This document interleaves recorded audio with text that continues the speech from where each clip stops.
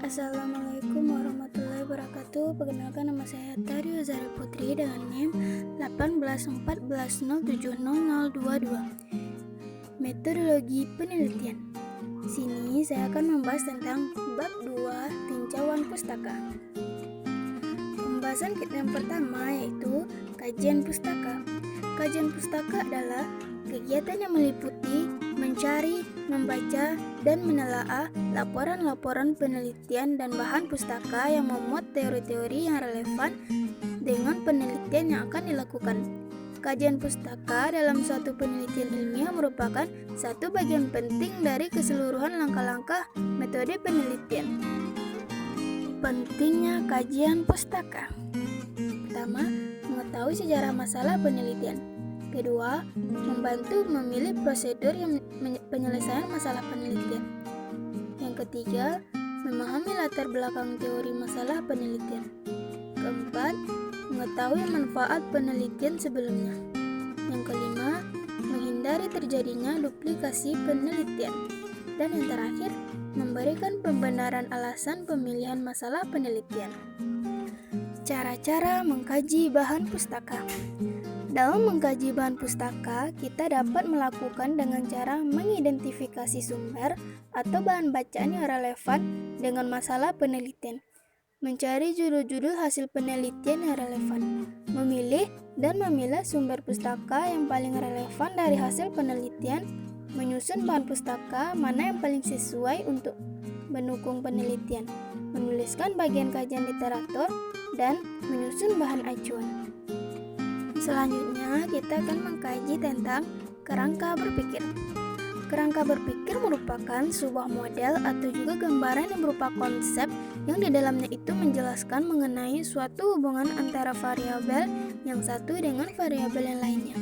Oleh karena itu, sebaiknya kerangka berpikir tersebut dibuat di dalam bentuk diagram atau juga skema dengan tujuan untuk dapat mempermudah memahami beberapa variabel data yang kemudian akan dipelajari di tahap selanjutnya.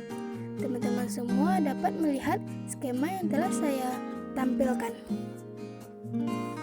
Langkah-langkah atau tahapan dalam menyusun kerangka berpikir. Yang pertama, menentukan variabel yang lebih detail. Pertama, seorang peneliti itu harus menetapkan sebuah variabel data yang lebih rinci. Apabila seorang peneliti tersebut ingin mendapatkan segala macam teori yang nantinya akan dicari untuk bisa mendukung terbentuknya kerangka berpikir yang lebih jelas. Oleh karena itu, seorang peneliti tersebut tentu harus menentukan variabel data terlebih dahulu.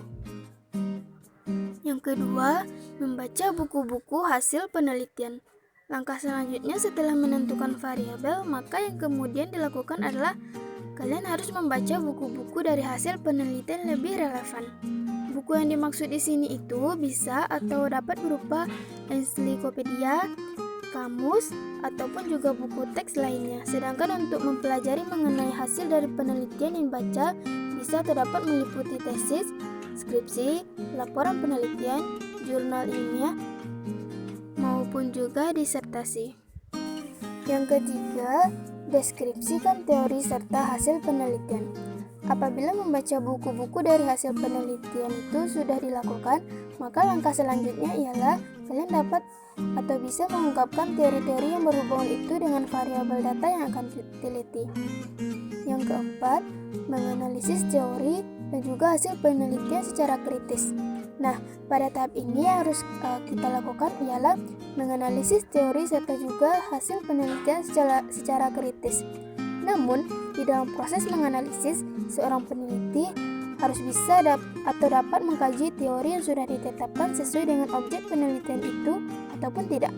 Sebab, sering terdapat teori yang berasal dari luar negeri yang kemudian tidak sesuai dengan penelitian yang terdapat di dalam negeri.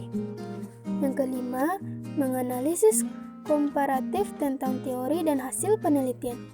Pada tahap ini, kita harus melakukan sebuah analisis serta juga komparasi dengan cara membandingkan teori yang satu dengan yang lainnya.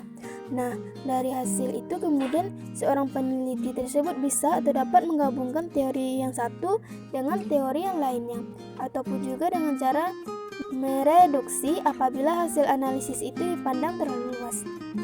Yang keenam, sintesa kesimpulan.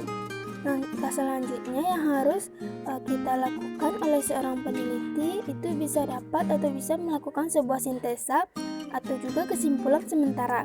Perpaduan sintesa yang terjadi antar variabel tersebut akan menghasilkan beberapa kerangka berpikir yang kemudian bisa atau dapat digunakan untuk kemudian merumuskan sebuah hipotesis. Yang ketujuh, kerangka berpikir. Apabila sintesa kesimpulan itu juga sudah dilakukan, maka tahap yang terakhir ialah kita sudah dapat atau bisa menyusun skema dari kerangka berpikir. Terdapat dua macam kerangka berpikir, diantaranya kerangka asosiatif dan juga komparatif. Yang selanjutnya, aturan pengutipan penulisan berdasarkan body note, footnote, dan endnote. Yang pertama yaitu catatan tubuh atau body note. Dilakukan ketika penulis mencantumkan sumber kutipan langsung setelah selesainya sebutan kutipan dengan menggunakan tanda kurung. Prinsip-prinsip dalam menuliskan catatan tubuh atau body note yaitu yang pertama, catatan tubuh menyatu dengan naskah hanya ditandai dengan tanda kurung buka dan kurung tutup. Yang kedua, catatan tubuh memuat nama belakang penulis, tahun terbit buku, dan halaman yang dikutip. Terdapat dua cara menuliskan catatan tubuh. Nama penulis, tahun terbit, dan halaman berada dalam tanda kurung ditempatkan setelah selesainya sebuah kutipan. Jika kutipan ini merupakan akhir kalimat, maka tanda titik ditempatkan setelah kurung tutup catatan tubuh. Yang selanjutnya, catatan kaki atau footnote. Dilakukan apabila penulis mencantumkan nomor indeks di akhir sebuah kutipan, lalu di bagian bawah halaman tersebut atau bagian kaki halaman terdapat keterangan nomor indeks yang menjelaskan sumber kutipan tersebut. Adapun prinsip-prinsip dalam menuliskan catatan kaki atau footnote. Yang pertama, catatan kaki dicantumkan di bagian bawah halaman, dipisahkan dengan naskah skripsi oleh sebuah garis. Pemisahan ini akan otomatis dilakukan oleh program Microsoft Word dengan cara mengklik insert, kemudian reference, kemudian footnote. Nomor catatan kaki ditulis secara urut pada tiap bab. Mulai dari nomor 1, artinya catatan kaki pertama di tiap awal bab menggunakan nomor 1, dan begitu seterusnya. Catatan kaki ditulis dengan 1 spasi. Pilihan huruf dalam catatan kaki harus sama dengan pilihan huruf dalam naskah skripsi, hanya ukurannya lebih kecil. Yang selanjutnya, baris pertama catatan kaki menjorok ke dalam sebanyak 7 karakter. Judul buku dalam catatan kaki ditulis miring atau italik. Nama pengarang dalam catatan kaki ditulis lengkap dan tidak dibalik. Yang terakhir yaitu endnote atau catatan akhir. Endnote atau catatan akhir adalah catatan referensi yang diletakkan di akhir suatu karya tulis ilmiah sebelum daftar pustaka.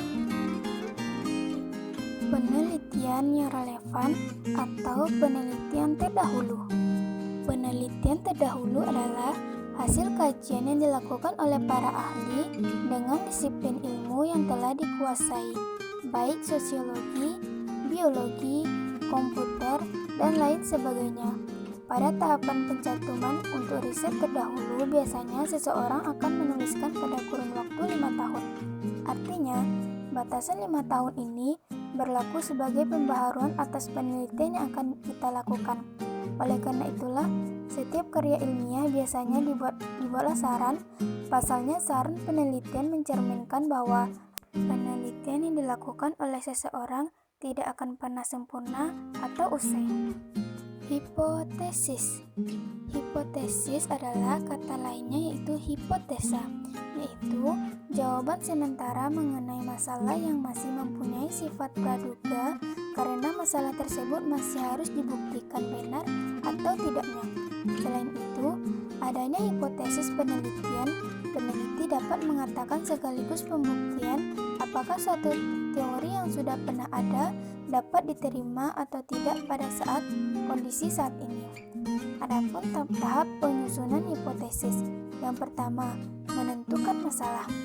Hal utama yang perlu dilakukan sebelum menyusun suatu hipotesis yaitu terlebih dahulu menentukan masalah apa yang ingin dilakukan. Biasanya, permasalahan tersebut masih belum begitu jelas atau tidak dapat diterangkan oleh hukum atau teori tertentu. Penentu masalah ini biasanya dilakukan oleh bersifat urgen atau sangat penting untuk diteliti. Yang kedua, menentukan hipotesis awal.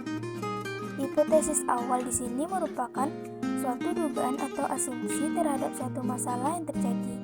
Perlu kita ketahui bahwa dalam menyusun hipotesis awal ini dianggap penting karena tanpa adanya tahap ini, pengamatan tidak akan terarah karena fakta-fakta yang ditemukan dirasa masih belum cukup untuk mendukung hasilnya, sehingga hal tersebut akan mengganggu jalannya penelitian.